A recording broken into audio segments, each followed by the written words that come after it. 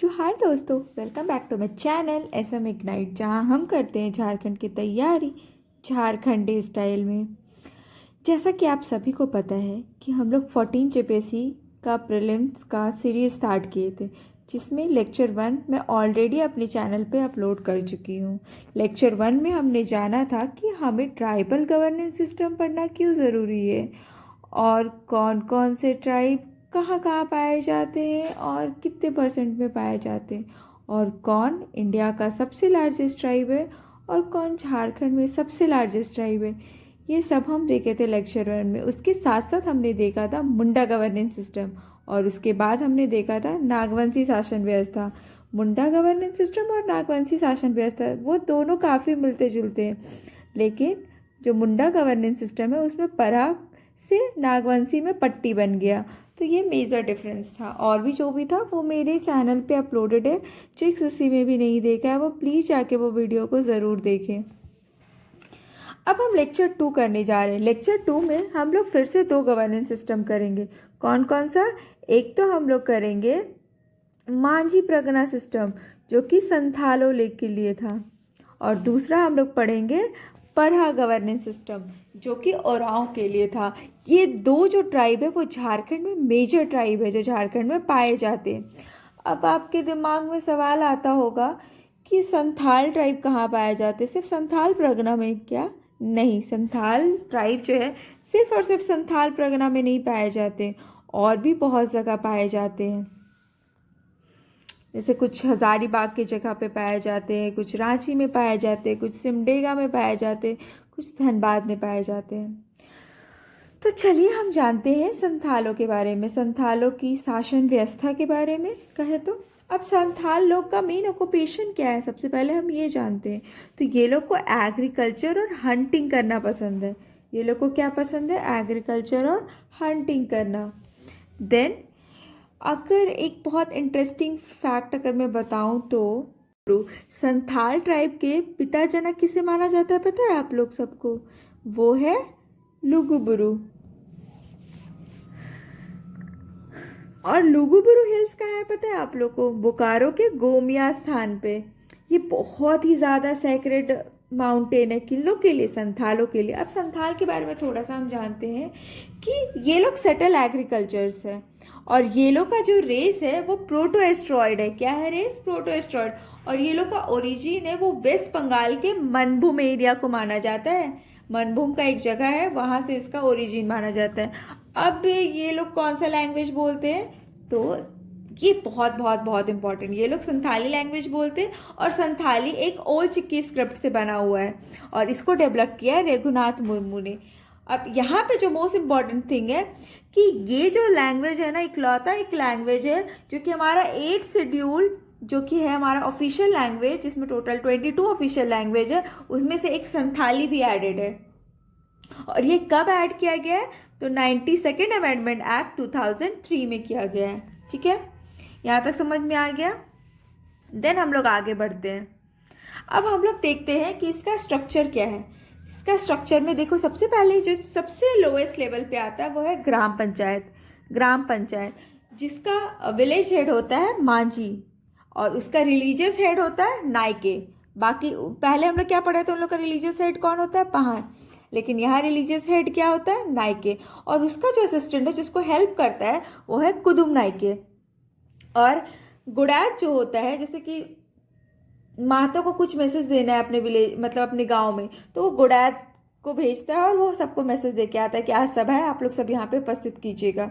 इसके ऊपर आता है आपका देश मांझी, जो कि 5 से 8 विलेज से मिलके बना है, और उसके ऊपर आता है प्रगना, जिसका हेड होता है प्रगनायत, और उसके ऊपर आता है दिशुम, और उसका हेड होता है दिशुम प्रगनायत। ठीक है, जो प्रगनायत होता है, जो प्रगना होता है वो 15 से 20 विलेज को मिलके बनता है, और देश मांझी 5 से 8 विलेज को। ठीक है, उसके बाद आपका होता है, देखो सबसे जो पूरा कहीं भी कोई चीज़ सॉल्व नहीं हो रहा है तो वो दिशुम प्रगनायत में आता है, और इंटर विलेज डिस्प्यूट हो रहा है तो प्रगनायत में सॉल्व होगा।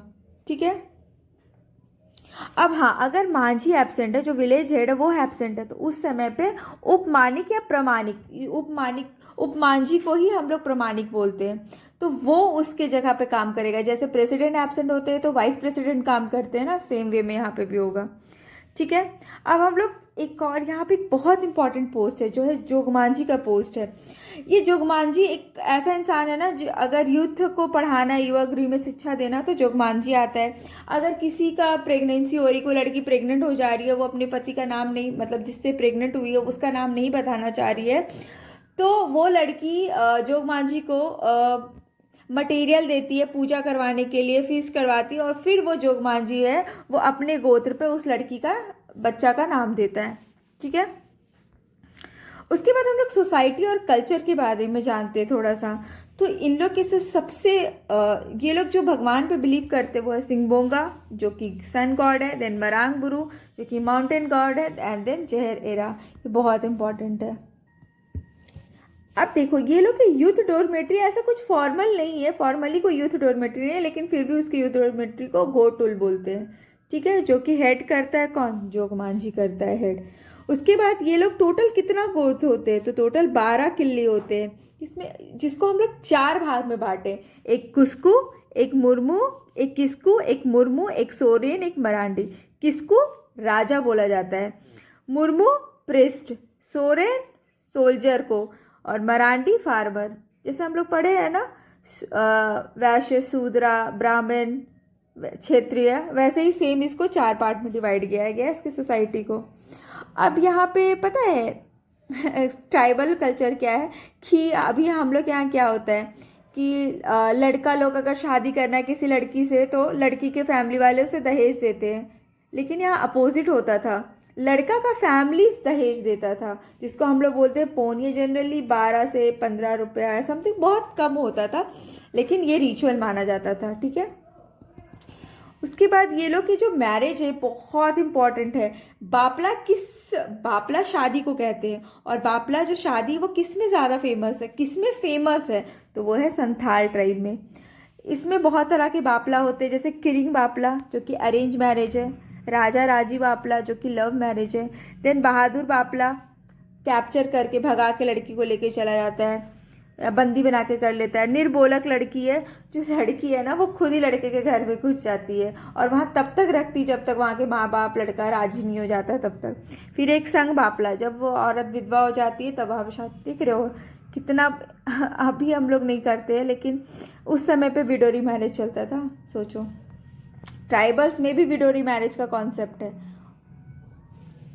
उसके बाद जहेर थान, जो सबसे सैक्रेड ग्रूव है ना, वो जहेर थान है। बहुत बहुत जितना स्टार लगाना लगा लो। ये भी लोबी सेंद्रा, सेंद्रा वंशी बहुत इंपॉर्टेंट है। Lobby Shendra highest judicial institution है जो कि डिसीजन देता है, और इसका डिसीजन फाइनल और बाइंडिंग होता है। अगर ये बोल दिया है कि आपको ये करना है तो आपको यही करना होगा, आप उस पर क्वेश्चन नहीं कर सकते, वो बाइंडिंग होता है। और सेंद्रा वंशी है वो हंटिंग काउंसिल है, वो कलेक्टिव, मतलब सब मिलजुल करके इस साल में एक बार हंटिंग पे जाते हैं। उसके बाद से बहुत, ये भी बहुत बहुत इतना स्टार लगा दो, बहुत ज़्यादा इंपॉर्टेंट है। बिटलाहा जो है एक तरह का पनिशमेंट होता है, हाईएस्ट पनिशमेंट। जब भी आप सेक्स कर रहे हैं, कि जो जो अब विद इन अ विलेज कर रहे हैं, या फिर गलत काम कर रहे हैं, या फिर सेक्सुअल ऑफेंस कर रहे हैं, क्राइम कर रहे काइंड ऑफ, तो उसको पूरे सोसाइटी से बाइकआउट कर दिया जाता था। लेकिन अगर आपको फिर से सोसाइटी में आना है तो एक अपॉलॉजी करना होता था, और कैटल फीस पूरे गांव को खिलाना पड़ता था, तो फिर आपको इंक्लूड कर दिया जाता। तो ये सबसे हाईएस्ट पनिशमेंट है। वहाँ का फेमस जो बहुत ट्रेडिशनल ड्रिंक था वो हड़िया था। करेला पनिशमेंट जो था सबसे लोएस्ट फॉर्म ऑफ पनिशमेंट होता है, सबसे कम 5 से 15 रुपये जनरली फाइन देना होता है। और इसमें ना गोदना सिस्टम, देखो कि पुराने समय में दादी लोग पूरा गोदना बना के रखते थे, तो गोदना इसमें बहुत फेमस था। और ये लोग जो पेंटिंग करते थे उसको जादू पट्टिया कहते थे। वो एक लॉन्ग पेपर या कपड़े पे किया जाता था, और ये लोग भी कॉम कट करते थे, com cut painting, just colour का मिला करके पेंटिंग करते थे। अब ये लोग के जो फेमस रिवोल्ट ये लोग लड़े थे वो है संथाल रिवोल्ट, जिसको हम लोग हुल रिवोल्ट भी कहते हैं, हुल रिवोल्ट भी कहते हैं, जो कि 1855 और 56 में होता है, जिसमें सिंधो कान्हो चांद भैरव फूलो झानो ये छह मिलके रहते हैं। सिंधु अपने आप को राजा बना देता है, इसको मिनिस्टर बना देता है, फिर बाद में ये जो रिवोल्ट है उसको दबा दिया जाता है, ये लोग दोनों को फांसी लटका दिया जाता है, ये दोनों को लोग को मार दिया जाता है इस तरह कर से। अब हिल दिवस मनाया जाता है कब? रिवोल्ट डे कब मनाया जाता है? 30 जून को मनाया जाता है, ठीक है। अब इसके बाद हम लोग इसका फेस्टिवल देखते हैं। ये लोग जो फेस्टिवल है ना, वो जब बीज रोपते हैं ना, उस फेस्टिवल को बोलते हैं इरोक फेस्टिवल, जो कि आषाढ़ में मनाया जाता है। देन सोहराई फेस्टिवल जो सबसे फेमस फेस्टिवल है, ये 5 डे कैटल फेस्टिवल, ये कब मनाया जाता है? कार्तिक में मनाया जाता है। एंड देन बहा, बहा ये कौन सा है? फागुन में मनाया जाता है। फ्लावरिंग जब उसमें फूल खिलता है ना तब मनाया जाता है। ये 3 दिन का त्यौहार होता है। जैसे हम लोग होली खेलते हैं ना, ये लोग प्लेन वाटर से होली खेलते हैं, ठीक है। अब ये लोग हरियाट फेस्टिवल मनाते हैं सावन में, कर्मा मनाते हैं भादों में, जबदा मनाते हैं अगहन में, और तिल संक्रांत मनाते हैं पूस में। और एक चीज़ और बताओ, इसमें जो पहला collection of Santhali short story, जो छोटा छोटा स्टोरी बनाया जाता है, पहली बार जो कलेक्शन हुआ था वो कुकमू रिटेन बाय बाल किशोर साहू, वो कुकमी में किया गया था। और इसको कौन लिखा था? जो कुकमू बुक है वो लिखा था बाल किशोर साहू लिखा था, ठीक है। और एक चीज़ और है, जो आर्टिकल 342 है, अगर मान लो किसी ट्राइब को एसटी ट्राइब डिक्लेयर करना है तो प्रेसिडेंट गवर्नर से पूछ करके उस ट्राइब को नोटिफाई करता है as a scheduled tribe. This is also very important GS1 के लिए, ठीक है। इस तरह हम लोग संथाल ट्राइब के बारे में पूरा कंप्लीट करते हैं। थोड़ा सा हम लोग बता देते हैं कि संथाल ट्राइब में 3 होता है। सबसे पहले विलेज हेड होता है, जो कि विलेज लेवल पे होता है, फिर प्रगना होता है, फिर दिशुम प्रगनायत होता है, ठीक है। और इसमें एक बिटलाहा बहुत इंपॉर्टेंट है, देन सेंद्रा बंसी, देन लोबी सेंद्रा, देन करेला पनिशमेंट, एंड देन जोग मांझी, ठीक है। ये सब बहुत इंपॉर्टेंट है, इसमें इसको बहुत अच्छे से याद करना है। फिर हम लोग पढ़ेंगे पढ़ा पंचायत शासन व्यवस्था। अब पढ़ा पंचायत शासन व्यवस्था किसके लिए है? तो वो ओरांव ट्राइब के लिए। किसके लिए है? ओरांव ट्राइब के लिए। अब ओरांव ट्राइब के बारे में हम लोग थोड़ा बहुत जानते हैं। सबसे ज़्यादा ट्राइबल पॉपुलेशन कौन से है झारखंड में? संथाल। उसके बाद कोई है तो वो है Oram, the second largest tribe in the Jharkhand. और इसका पॉपुलेशन वाइज परसेंटेज कितना है? 19.86। और ये लोग ना सेटल एग्रीकल्चर कहते हैं, बस गए वहाँ पे वो लोग खेती बाड़ी करते हैं। ये लोग का जो लैंग्वेज है वो बिलोंग करता है द्रविडियन लिंग्विस्टिक ग्रुप का। सबका कहाँ आ रहा है? ऑस्ट्रोएशियाटिक। और इसका कहाँ पे है? द्रविडियन। ये बहुत इंपॉर्टेंट है। एक्सेप्शनल चीज़ हर जगह इंपॉर्टेंट होती है, ठीक है। नेक्स्ट हम लोग देखते हैं ये लोग आए कहाँ से थे। तो इन लोग को माना जाता है कि ये लोग साउथ इंडिया से आए थे, फ्रॉम छोटा नागपुर, ठीक है। कहाँ से? साउथ इंडिया से छोटा नागपुर आए थे। अब इसकी जो लोकेशन है ना, वो 90% लोकेशन सिर्फ 2 डिवीजन में रहते हैं, एक पलामू डिवीजन और एक छोटा नागपुर डिवीजन, साउथ छोटा नागपुर डिवीजन। तो मेनली ये लोग 2 डिवीजन में पाए जाते हैं, ठीक है। जैसे साउथ छोटा नागपुर, पलामू, इसमें से कौन कौन सा डिस्ट्रिक्ट हो गया? जैसे रांची हो गया, गुमला हो गया, सिमडेगा हो गया, लोहरदगा हो गया, लातेहार हो गया, पलामू हो गया, ठीक है। पलामू में एक और मैं यहाँ पे फैक्ट दे देती हूँ कि पलामू में मेनली चेरो लोग पाए जाते हैं। चेरो ट्राइब जो है ना झारखंड के, वो पाए जाते हैं। हम लोग के झारखंड में टोटल कितने ट्राइब है? 33 ट्राइब है, जिसमें से एक ट्राइब है चेरो ट्राइब, वो पलामू में पाया जाता है। क्वेश्चन आया है प्रीवियस ईयर क्वेश्चन पेपर में। अब ये लोग जो लैंग्वेज बोलते हैं ना ओरांव लोग, वो लोग कुडुक लैंग्वेज बोलते हैं, कुरुक, जिसको कुदुक भी बोलते हैं। और ये द्राविडियन लैंग्वेज है।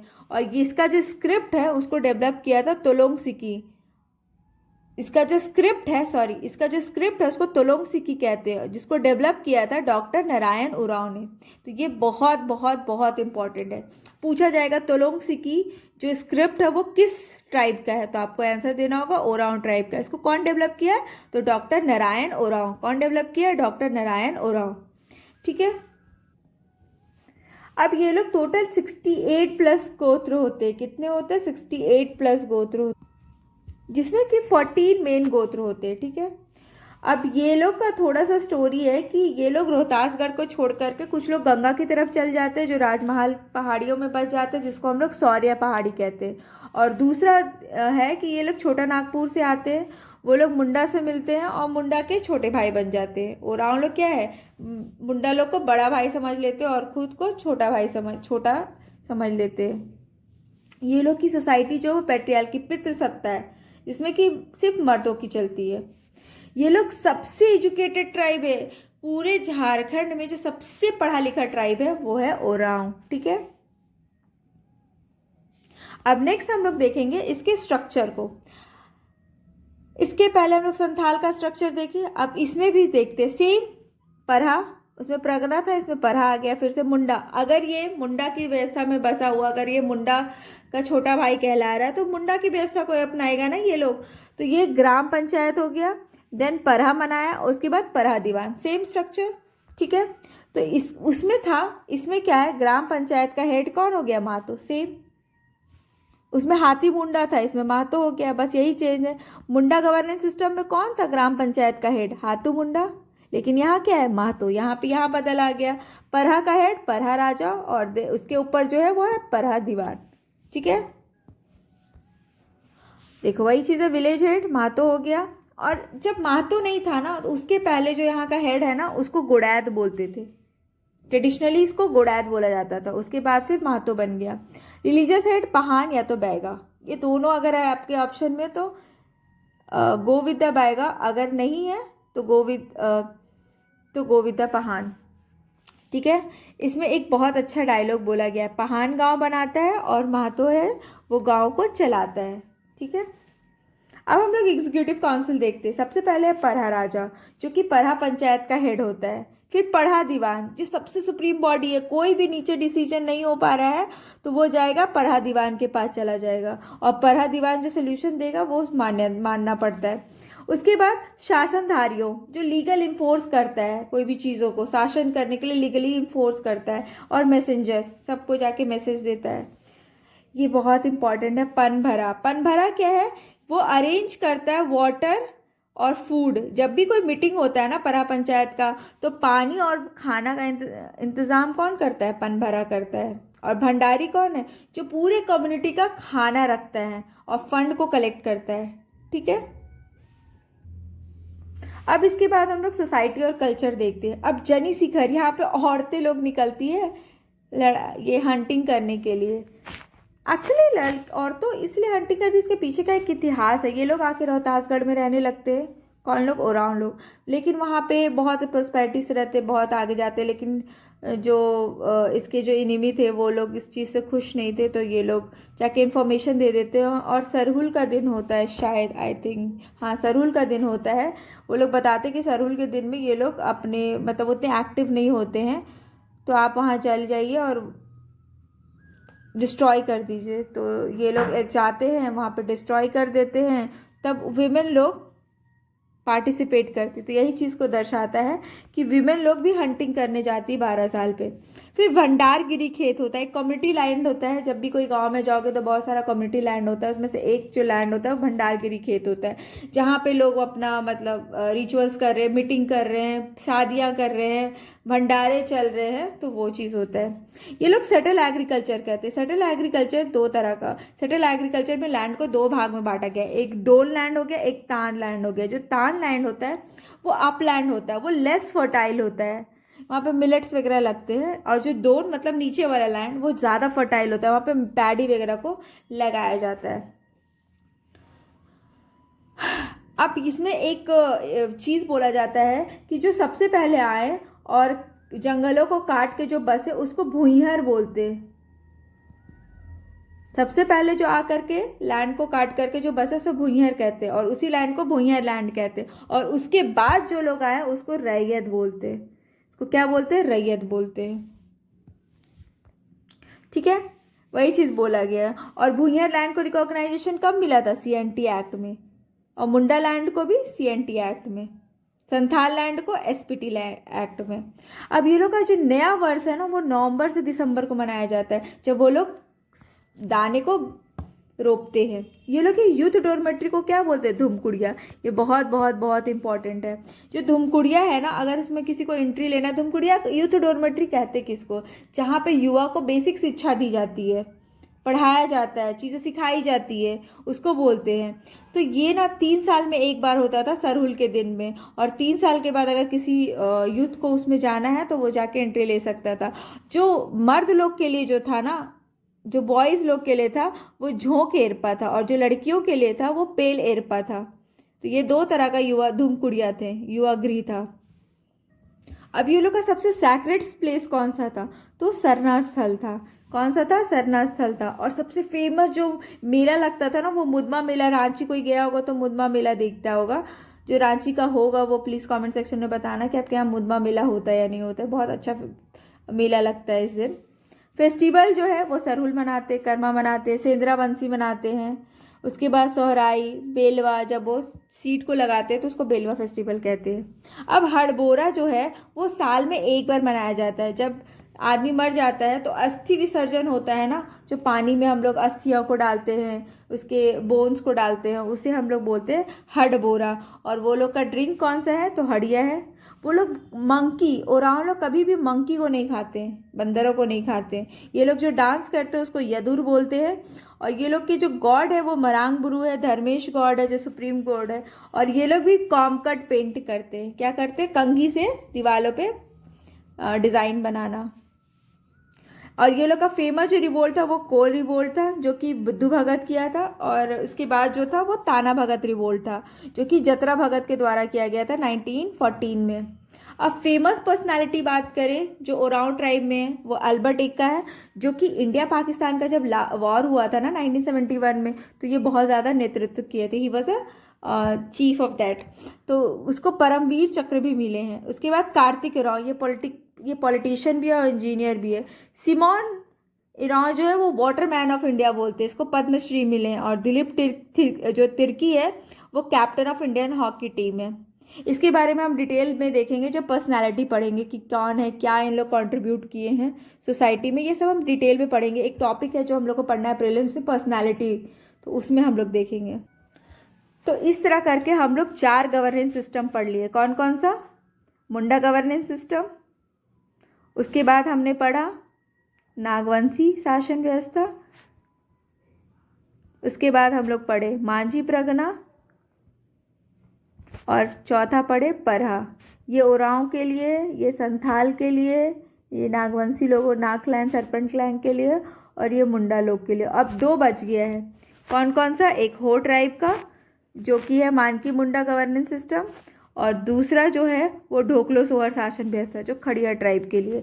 ये 6 करेंगे तो ये आपके यहाँ से 6 क्वेश्चन बन गए। 6 नहीं, आप ये जो संथाल टॉपिक है और ये ओरांव टॉपिक है और ये मुंडा, ये 3 टॉपिक आपका कहीं ना कहीं GS1 में भी 1 या 2 सवाल इससे आते ही आते।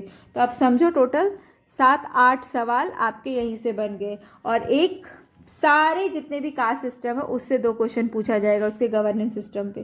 तो टोटल आपके यहाँ से कितने 10 सवाल बन जाएंगे पेपर 1 और पेपर 2 को मिला करके। और क्या चाहिए? 10 क्वेश्चन तो आपके यहीं से बन जा रहे हैं। और ट्रस्ट मी, जितना मैं पढ़ा रही हूँ उससे बाहर क्वेश्चंस नहीं आएंगे।